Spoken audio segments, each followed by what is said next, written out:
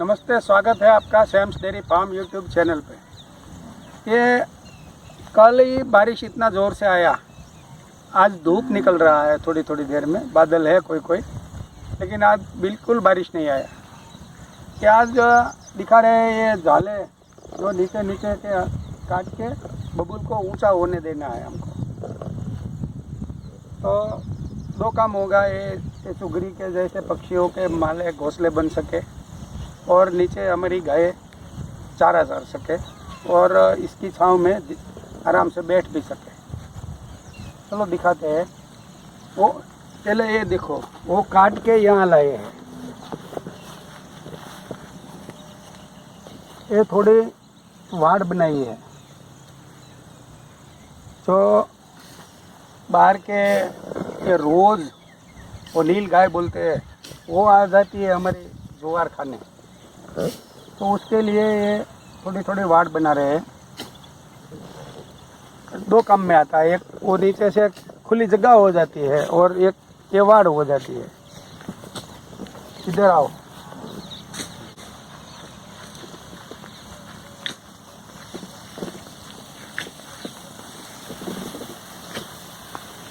ये पूरा पेड़ नहीं उखाड़ा कहीं से, खाली नीचे से ही खुला कर रहे हैं।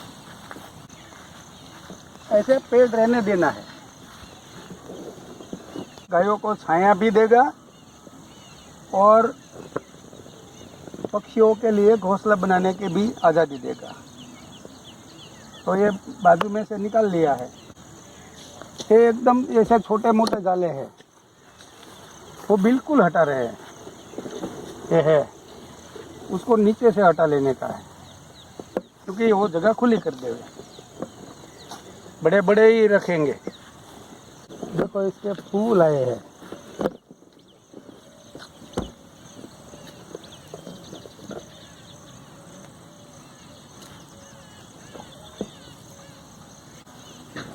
इसमें अब सींगे आएगी, लंबी लंबी सींगे आती है, 5-6 इंच की, और उसमें कई सारे बीज होते हैं इसके। यही है कि बबूल में ये फ्लावरिंग देखा और कहीं नहीं है। कि आप देख सकते हैं इसके ऊपर एक वेल चढ़ी है। ये किस चीज़ की है? यह है गिलोय। वैसे गिलोय नीम के पेड़ में है तो सबसे अच्छी बात है, फिर भी ये बबूल में भी है तो भी चलेगी। गिलोय ही है, उसके गुण इतने सारे हैं। वो गायों को भी हम खिलाते हैं, जैसे हम लड्डू बनाते थे उसमें भी ये गिलोय का पाउडर डाला है हमने। वैसे गिलोय इंसान के लिए भी अच्छी है, जिसको शुगर है वो भी इसका रस थोड़ा थोड़ा पीते हैं, इसके जड़ में से या उसकी डाली में से। ये पत्ते भी इतने कड़वे होते हैं, उसकी डाली, इसकी जड़ें सभी इतना कड़वा होता है, तो शुगर में कंट्रोल करने में काम आता है। तो ये गिलोय है। इसके ऊपर देखो, टॉप तक चली गई है ये गिलोय। और यहाँ कुछ और है वेल ऐसी, लेकिन वो दूसरी है कोई। इसके बीच में एक घास है, देखो ये कौन सा है? ये शरघास ही है। देखो कितना बड़ा हो गया है। क्यों? तो इसको इसका सपोर्ट मिल गया। एक उधर भी दिखता है। तो ये बबूल नीचे से थोड़ा थोड़ा साफ कर देंगे तो ये भी हो जाएगा। हमको ये जगह में यही घास के सीड डालने हैं। ये पूरा थोड़ा साफ हो जाए, इसके थोड़ तक ये कांटे निकल जाए, फिर हम इसके सीड डालेंगे। सीड हमने इकट्ठे किए हैं, वो हमने एक वीडियो में दिखाया था। हमने पोंखे भी है हमारे खेत में, फिर भी बचे हैं हमारे पास, तो इसमें डालेंगे तो गायों को यही घास हर रोज़ चारा चरने में भी मिलेगा। हम काट के देंगे, लेकिन इसके अलावा भी यहाँ से मिल जाएगा उसको।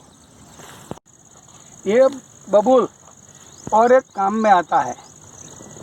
ये इतनी डाली लेके इसको दातुन बोलते हैं। ये दांत साफ करने के लिए। ये बबूल के रस में हमारे दांते को मजबूत करने की रस इसमें से मिलता है। इसको पहले चबाना पड़ता है दांतों से, फिर चबाने के बाद उसको घिसते हैं। तो ये इसका रस है वो दांतों के जड़ में जाता है, वो फायदा करता है। ये बबूल इसमें भी फ्लावरिंग है, और ये पहले मैंने जो दिखाया ये बबूल और ये बबूल में दोनों में फ़र्क है, वो आप देख सकते हैं। ये येलो है, वो वाइट था। ये देसी बबूल बोलते हैं इसको। और वो था उसमें कांटे बहुत ज़्यादा होते हैं, इसमें इतने नहीं है। आप देखो इसमें कांटे की संख्या कम है। हाँ है इससे बड़े, लेकिन कम संख्या आती है। वो देखो, वो पहले जो वाइट वाला फूल दिखाया था इसमें कांटे कितने हैं। इसको हम तिल बावल बोलते हैं, तिल बबूल। इतने सारे कांटे होते हैं, वो नज़दीक होते हैं। इसमें वाइट फ्लावरिंग होता है। और जाने दो, हाँ बस ऐसे।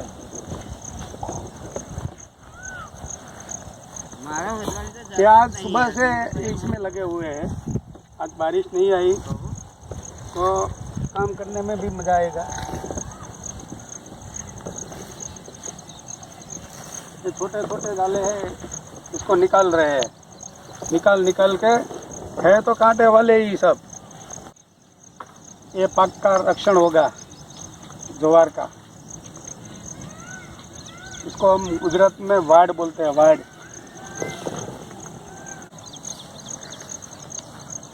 जैसे रोज इसको जंप लगा के अंदर आ सकते हैं, लेकिन इतना देखने के बाद वो पीछे हट जाते हैं। ये वाड़ पे हमने पहले झटके लगाए थे, वो अभी निकाल लिए हैं इतने में से। और वो हम अगले एक वीडियो में दिखाएंगे झटके कैसे काम करते हैं। वो खाली हमारे रक्षण के लिए है, किसी को नुकसान करने के लिए नहीं। वो भी हम रात में ही चलाते हैं, दिन में बंद कर देते हैं, क्योंकि रोज़ दिन में नहीं आते, वो रात में ही आते हैं। और ये झटके लगाने के लिए जो भी है वो बाद में आएगा। अभी ये यहाँ से निकाल लिया है, तो ये कांटे वाला लगा देते हैं। ये खंभे लगे हैं बीच में, वो झटके के ही है, प्लास्टिक पाइप। वो निकाल लेंगे, खींच लेंगे बाद में। जहाँ कांटे नहीं डालने हैं वहाँ इसको लगा देंगे। इसको धारिया बोलते हैं, धारिया। इतना तेज होता है इसकी धारी, काटने के लिए है। और ये धारिया का आधा इतना ही हैंडल होता है, लेकिन हमने लंबे लगवाए हैं, क्योंकि बोल्डी के जाले हैं ना, उसमें अंदर से काटना पड़ता है। तो थोड़ा दूर से काटे तो कांटे लग नहीं जाए। हाँ, इसलिए इसको ऐसे दूर से खींच सकते हैं।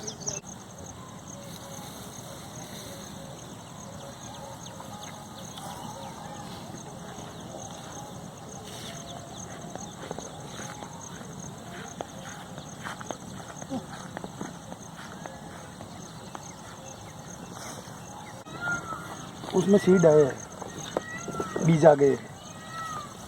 इसको हम गांडा बावल बोलते हैं। हाँ, गांडा इसलिए बोलते हैं कि ये कहीं भी हो जाता है, और ये हमारे देश का नहीं है। ये हमने ऐसा सुना है कि इंदिरा गांधी के समय में प्रदेश से इसको यहाँ लाए हैं। ये लाए थे ये दरिया के किनारे वाली क्षार वाली ज़मीन को अच्छी करने के लिए, क्योंकि इसके पत्ती इतनी बारीक होती है, वो गिरती रहती है 12 महीना। इसमें कभी पानखर नहीं आता, पानखर और वसंत जैसा नहीं होता इसमें। 12 महीना इसकी पत्तियाँ गिरती रहती है, नहीं आती रहती है। तो इसके नीचे ये ज़मीन अच्छी कर देता है। इसके लिए फॉरेन से इसको लाए थे तो कंट्रोल करने के लिए ज़मीन का क्षार, लेकिन अब ये पूरे देश में इतना फैल गया है कि इसको निकालते निकालते दम आ रहा है।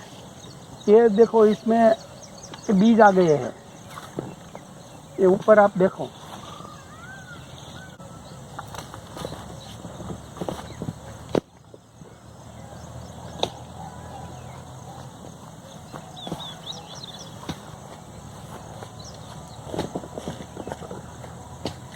ये उसकी सींगे है। इसको हम जब छोटे थे परडा बोलते थे, परडा। हम खाते थे भी इसको, क्योंकि ये खट्टा टेस्ट उसका अच्छा लगता है। और ये सीड जहाँ गिर गया, समझो 1 साल में बबूल हो जाने वाला है तो ये बबूल की ही जाती कि नीचे गिरे तो समझो ये वहाँ अपने आप होते रहते हैं। इसको कोई ज़रूरत नहीं है, क्योंकि कांटे इतने उसके हैवी होते हैं, इतना हैवी है। लाता हूँ, काट के ट्राई करता हूँ, निकल जाए। इसका कांटा देखो कितना हैवी है। ये लग गया तो पेन भी बहुत करता है, और ये टूटता नहीं है। लगा तो ये पूरा अंदर चला जाता है। वो बबूल का है ना, वो टूट जाए, वो पतला कांटा है। और ये इतना हैवी है तो इसको कोई खाएगा भी नहीं, और उसको कोई नुकसान करने वाला नहीं है, तो वो निकलते ही रहते हैं। इसको निकालने के लिए हमने 2 साल पहले जेसीबी से खड्डे करके इसकी जड़ें निकाली, फिर भी हो गए। तो इसको निकालना थोड़ा कठिन है।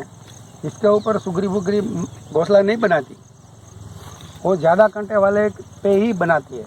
इसमें इतने ज़्यादा नहीं है, कम होते हैं लेकिन बहुत हैवी होते हैं। तो इस तरह ये काम तो 2-3 दिन चलने वाला है, मिनिमम 4 दिन चलेगा।